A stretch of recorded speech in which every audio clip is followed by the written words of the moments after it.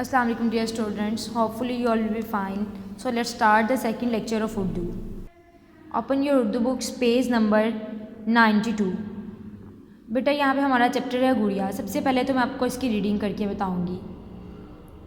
ये ज़ारा की गुड़िया है, इस गुड़िया के काले बाल, कपड़े इसके नीले हैं, प्यारी प्यारी इसकी चाल, हरी हरी सी आँखें हैं, गाल हैं इसके लाल लाल, पीले पीले जूते इसके, खाती है ये शौक़ से दाल। बेटा साथ ही गुड़िया बनी हुई है, आप उसमें पिक्स में भी देखें कि इसने किस कलर के कपड़े पहने हुए हैं, इसकी आइस का कलर, इसके जूतों का कलर। सेकंड पे हम आ जाते हैं इसकी एक्सरसाइज पे। खाली जगह में रंगों के नाम लिखें, जैसे बाल काले, जूते पीले, आंखें हरी, कपड़े नीले और गाल लाल। देन हम आते हैं सेकंड क्वेश्चन पे। लिखें और रंग भरें।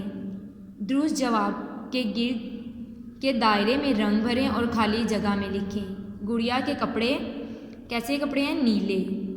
गुड़िया की आंखें हरी हैं। एंड देन थर्ड क्वेश्चन पे आ जाएं।